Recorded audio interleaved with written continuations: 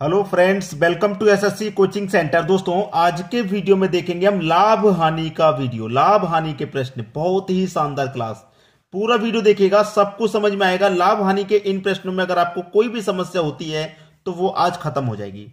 तो चलिए स्टार्ट करते हैं। पहला प्रश्न है, एक वस्तु को 12% लाभ तथा दूसरे को 4% हानि पर बेचा जाता है। दो वस्तु है आपकी, एक को बेचा जा रहा है 12% के लाभ पर, ठीक है, और दूसरी वस्तु को बेची जा रहा है 4% की हानि पर। यह प्रश्न कह रहा है। फिर कह रहा है कि दोनों वस्तुओं के विक्रय मूल्य का अनुपात ज्ञात करें। दोनों वस्तुओं के विक्रय मूल्य का, हम पहली वस्तु को 12% के लाभ पर बेच रहे हैं। 12% के लाभ पर बेचने का मतलब क्या है कि कोई भी वस्तु है उसका मूल्य अपने आप में 100% रहेगा, 100। और 12% के लाभ का मतलब है कि 100 की चीज को हम 12 के लाभ पर बेचे, मतलब 112 में बेचेंगे। भाई 12% का लाभ कब होगा? जब 100 की चीज को हम 112 में बेचेंगे। कितने बेचेंगे? 112 में बेचेंगे, ठीक है। अब 4% की हानि कब होगी? जब हम 100 की चीज को 4 रुपए कम में बेचेंगे तो हमें 4% की हानि होगी। जब 100 की चीज को 4 कम में बेचेंगे, यानी कि 96 में बेचेंगे, तो हमें 4 की हानि होगी। और 112 में बेचेंगे तो 12 का लाभ हो जाएगा। अब ये 112, ये 96। हमें दोनों वस्तुओं के विक्रय मूल्य का अनुपात ज्ञात करना है, तो दोनों वस्तुओं का विक्रय मूल्य निकल के आ गया। 12% बेचेंगे तो विक्रय मूल्य 112 होगा, 4% हानि पर बेचेंगे तो विक्रय मूल्य 96 होगा। दोनों का अनुपात बताना है। अब हमें क्या करना है? ऐसी संख्या देखनी है जो दोनों को कटा दे। कोई एक संख्या जो दोनों को कटा दे। तो 16 से कटेगा ये भी और 16 से कटेगा ये भी। 16 सत्ते 112 होता है, 16 छिक्के 96। तो 7:6 आपका निकल के आ गया। 7:6 यानी कि सी ऑप्शन क्या हो जाएगा? आपके प्रश्न का बिल्कुल सही जवाब, जो कि आसानी से आपने सॉल्व कर लिया, कोई दिक्कत नहीं। ठीक है दोस्तों, अब देखेंगे अगला प्रश्न। अगला प्रश्न है, एक दुकानदार किसी वस्तु को 800 रुपए में बेचकर 25% लाभ कमाता है। वस्तु का क्रय मूल्य ज्ञात करें। क्रय मूल्य मतलब कॉस्ट प्राइस, 100% का मान ज्ञात करना है। देखिए, मैंने 25% का लाभ प्राप्त किया। मैं ये मान लेता हूं कि मैंने 800 रुपए में कोई वस्तु बेची, मुझे लाभ हो गया 25% का। तो 25% की जो फ्रैक्शन वैल्यू क्या होती है? 25 लिखेंगे। परसेंट का मतलब बट्टे में 100। 25 एकम 25, 25 चौके 100, 1/4। नीचे वाली वैल्यू आप अच्छे से जानते हैं, कॉस्ट प्राइस होता है। और नीचे में ऊपर जोड़ देंगे तो 4 में 1 जोड़ दूंगा, 5 क्या हो जाएगा आपका? Selling price. तो एक तरफ मैं कॉस्ट प्राइस लिख लेता हूं, एक तरफ सेलिंग प्राइस। कॉस्ट प्राइस मेरा 4 है, सेलिंग प्राइस कितना है? 4 रुपए पे 1 रुपए का प्रॉफिट। तो 4 की चीज को मैं 5 में बेचूंगा तभी तो 1 का प्रॉफिट। तो सेलिंग प्राइस मेरा 5 है। 4 की चीज को 5 में बेचेंगे, 1 का प्रॉफिट। अब यहां मेरा कॉस्ट प्राइस कितना हो गया भैया? 4। और यहां सेलिंग प्राइस 5। और यहां पर मेरा सेलिंग प्राइस कितना है? 800। यहां पे सेलिंग प्राइस 5, यहां पर 800। तो 5 बराबर 800 के हो जाएगा कि नहीं हो जाएगा? तो कितने गुना पर है? 5 से 800 कितने गुना पर है? 160 गुना पर है। भाई 5 से 16 बार में 80 कटेगा और 1 ही 0, 160 गुना है। जब सेलिंग प्राइस 160 गुना, तो कॉस्ट प्राइस भी कितना हो जाएगा? 160 गुना। ठीक है, 16 चौके 64 और 1 ही 0 यानी कि 640। तो क्या पूछा है? क्रय मूल्य ज्ञात कीजिए। क्रय मूल्य मतलब कॉस्ट प्राइस। तो कॉस्ट प्राइस कितना है भाई? 640। सी ऑप्शन आपका सही जवाब।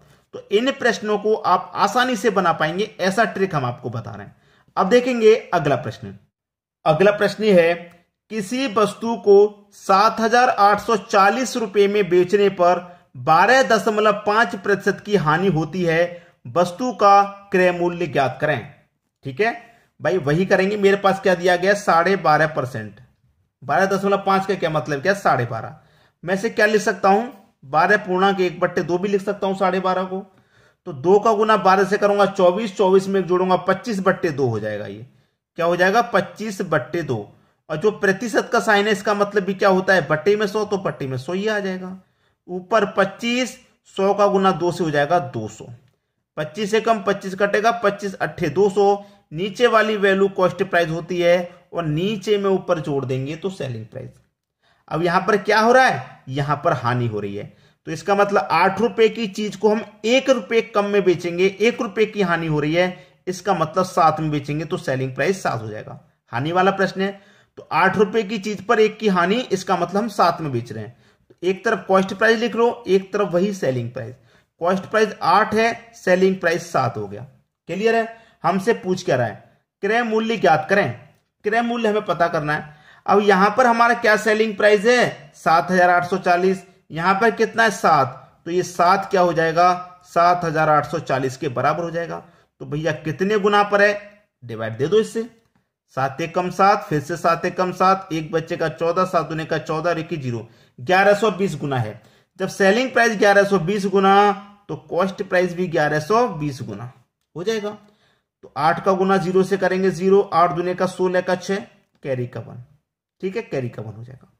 कैरी का 1, 8 एकम 8, कैरी का 1 9, 8 एकम 8, 8,960 कितना निकल के आया 8,960। क्रय मूल्य ज्ञात करना था, कितना है क्रय मूल्य 8,960 रुपए है। यही आपके प्रश्न का सही जवाब 8,960, 8,960 यानी कि बी ऑप्शन आपका बिल्कुल सही हो गया। सभी को समझ में आया? अब देखेंगे अगला प्रश्न। अगला प्रश्न है, एक व्यक्ति अपनी साइकिल 720 रुपए में बेचता है तो उसे 25% की हानि होती है, तो 25% लाभ कमाने के लिए साइकिल को कितने रुपए में बेचना चाहिए। देखिए एक तरफ तो हानि है और एक तरफ क्या है लाभ। 720 में बेचा तो 25% की हानि हो गई। कोई वस्तु हमारी 100 की रहती है, 25 की हम उसे हानि पे बेच रहे हैं, तो इसका मतलब 100 में से 25 घटा दीजिए, हम उसे 75% में बेच रहे हैं। यही तो कह रहा है। कोई वस्तु हमारी 100 की होती है, 25 का हमें लाभ चाहिए, तो 100 में 25 जोड़ के बेचेंगे, तो इसका मतलब हम 125 में बेचेंगे। अब 25 त्रिक का 75 और 25 पंजे 125, तो अनुपात आ गया 3:5। ये हानि का अनुपात और ये लाभ का अनुपात। हमसे क्या कहा गया प्रश्न में, उसे देखिए। हमसे कहा गया है कि कितने रुपए में साइकिल बेचना चाहिए, 25% में लाभ कमाने के लिए कितने में बेचना चाहिए। हमारे पास क्या दिया गया 720 रुपए दिया गया है, 720 रुपए दिया गया है। 720 रुपए में बेचता है, कितनी बेच रहा है 720 रुपए में, और 25% की हानि हो रही है। तो हमारे पास हानि का अनुपात कितना है 3 है, और 720 रुपए में हम इसे बेच रहे हैं, तो 3 बराबर 700 की 20 के, तो कितने गुना हो जाएगा, ये हो जाएगा हमारा 240 गुना। जब हानि हमारी 240 गुना तो लाभ भी हमारा 240 गुना हो जाएगा। ठीक है, 5 का 0 में गुना 0, 5 चौके 20 का 0, कैरी का 2, 5 दूने का 10, 2 1200। तो कितने रुपए में बेचना चाहिए 1200 में। अगर हम बेचेंगे तो हमें 25% का लाभ हो जाएगा, यानी कि सी ऑप्शन बिल्कुल सही जवाब। अब देखेंगे अगला प्रश्न। अगला प्रश्न है, किसी वस्तु को 636 रुपए में बेचने पर उतनी ही हानि होती है जितना कि उस वस्तु को 664 रुपए में बेचने पर लाभ होता है। वस्तु का क्रय मूल्य ज्ञात करें। देखिए दोस्तों, कभी भी इस तरीके का प्रश्न आ जाए जिसमें लाभ हानि बराबर हो, देखिए इस प्रश्न में लाभ और हानि बराबर है, मैं 636 रुपए बेच देता हूं तो उतनी ही हानि होगी जितना उस वस्तु को 664 रुपए में बेचने में लाभ होगा। मतलब जितनी हानि होगी उतना ही मुझे लाभ होगा, यही बात कहा गया, जितनी हानि उतना लाभ, जितनी हानि उतना लाभ। इस तरीके का प्रश्न होता है तो दोनों मूल्य को जोड़ के 2 से डिवाइड कर देते हैं, आंसर आ जाता। तो दोनों मूल्यों को जोड़ दो, आपके पास 636 प्लस 664, दोनों मूल्य को जोड़ के 2 से डिवाइड कर दो।